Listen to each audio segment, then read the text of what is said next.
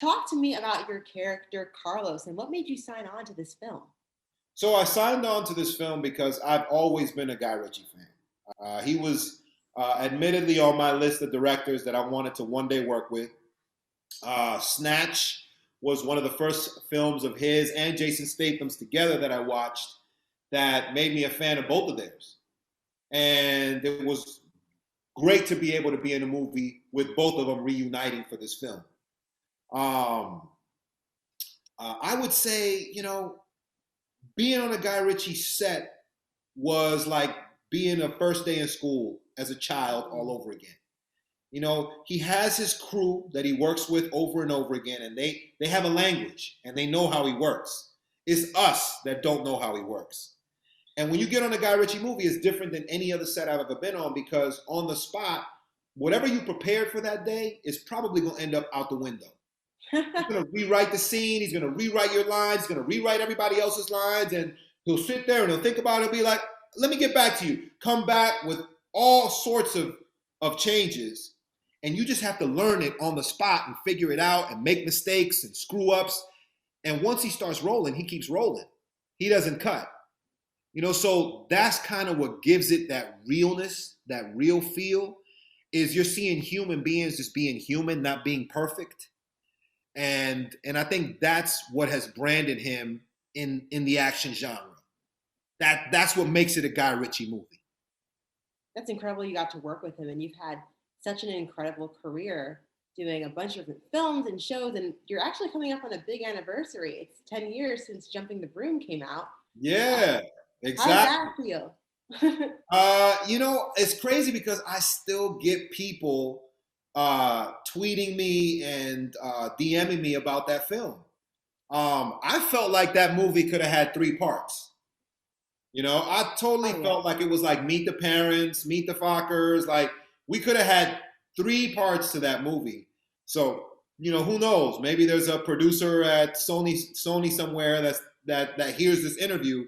But I feel like they really missed out on a family of movies because people really bought into this family and the drama that came from it. So who knows? They really did, and it's iconic because I actually grew up going to the Vineyard, and as someone who goes, I actually enjoy it. A lot of people, when you see a Vineyard film, they're like, "Oh no!" I'm like, "Oh no, this is it. They caught it. They got this." That's good to know. That's always great to hear. Oh, and you were fantastic. And what many people don't know about you is that you started a career in finance and then transitioned to film. What made you switch? I'm sure we're all happy that you switched, but what inspired you to do that? I always wanted to be an actor. Finance was my way of using my HBCU, Howard University degree to get me to New York so that I could study theater because I couldn't afford to do it unless I had a job. So that's what I did. I interviewed. I had a bunch of offers coming out of Howard. I picked the one that was in New York for the purpose of being there and doing theater. And that was kind of the plan that roughly came together. It didn't happen as perfectly as I imagined, but I made it happen. Well, you're an inspiration to us all. Thank you so much for speaking to the Nocturnal. God Catch Wrath the Man. I'm looking forward to your next film, I have to say. Thank you so much. Thank you so much. That's in the works now. Oh, good. Oh, well, looking out. I'm excited. Right. Talk to you. This is such an action-packed film. How did you prepare for this role? Did you have to go through some training? There was a good amount of training when we shot part of the film in London, part in Los Angeles. So when we landed in London, initially, the group of us who play this former military unit were sent to do some weapons training. We were in the English countryside shooting guns, fake, real guns that no real explosive, shells, but nothing coming out, I should say, of the guns. So, but it was fun. It was like that was part of sort of building the chemistry with the group. I think was doing that kind of training. It was a lot, just like my 10-year-old self was giddy. Well, that's awesome. And were you any good? Were you a natural with your aim there? I know it's like a sport for some people. I think I was pretty good. No, I don't know. I won't quit my day job. I'll just put it that way. That's okay. And what was it like working with Guy? This is fantastic. Working with Guy was awesome. I mean, he's such a taskmaster. You know, he knows how to really drive the crew, but his crew is really kind of dedicated and hardworking, and he's just fascinating to watch. He's so improvisational, and he obviously knows the craft so well. He's been doing it for years. I'm a big fan of his work, so I was just excited to go to set every day because you never knew. It was like almost like a choose your own adventure every day. Now you're mentioning something already into this question, but what would you say is your favorite part about working on this film behind the scenes?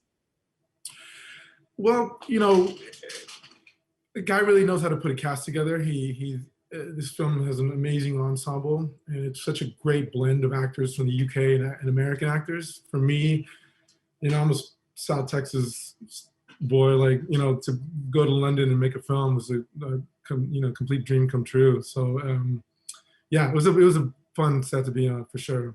What's next for you? Do you think you're going to continue doing thrillers like this, or do you think you'll go more into the contemporary drama type of indie film?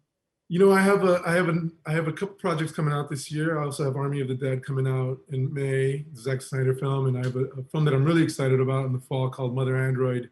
That's very much a genre film, but it's a blend. It's almost like an action film, but with an indie feel to it. And this summer, I can't really say, but I am going to do some projects that are a little bit closer to my roots. I'll put it that way.